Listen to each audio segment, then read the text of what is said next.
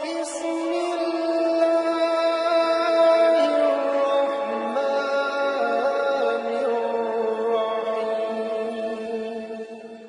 کتاب کا اتارا جانا اللہ کی طرف سے ہے جو غالب ہے، حکمت والا ہے۔ اے پیغمبر، ہم نے یہ کتاب تمہاری طرف سچائی کے ساتھ نازل کی ہے، تو اللہ کی عبادت کرو، یعنی اس کی عبادت کو شرک سے خالص کر کے۔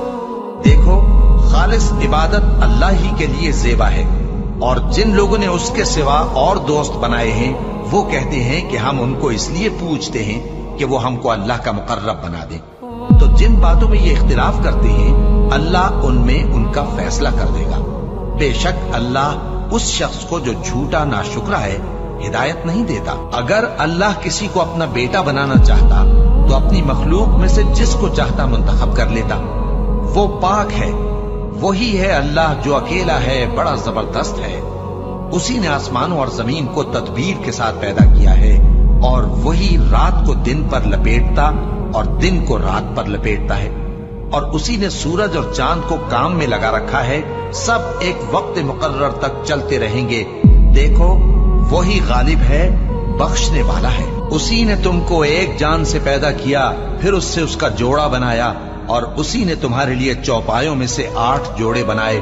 وہی تم کو تمہاری ماؤں کے پیٹ میں پہلے ایک طرح، پھر دوسری طرح 3 اندھیروں میں بناتا ہے۔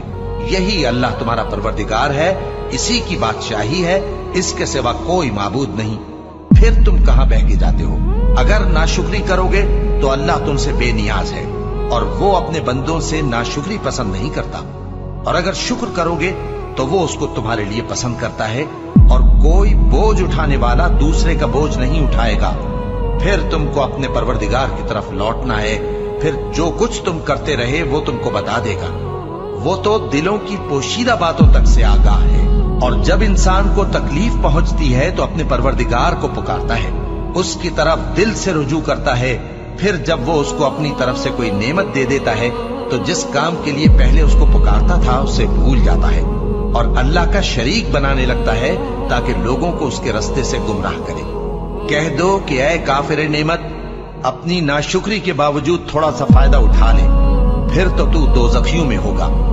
بھلا مشرک اچھا ہے یا وہ جو رات کے مختلف اوقات میں زمین پر پیشانی رکھ کر اور کھڑے ہو کر عبادت کرتا اور آخرت سے ڈرتا اور اپنے پروردگار کی رحمت کی امید رکھتا ہے۔ کہو، بھلا جو لوگ علم رکھتے ہیں اور جو علم نہیں رکھتے، کیا دونوں برابر ہو سکتے ہیں؟ بس نصیحت تو وہی حاصل کرتے ہیں جو عقل مند ہیں۔ اے نبی، میرا پیغام سنا دو۔ اے میرے بندو جو ایمان لائے ہو، اپنے پروردگار سے ڈرو۔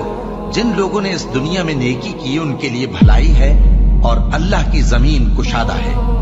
جو صبر کرنے والے ہیں ان کو بے حساب ثواب ملے گا۔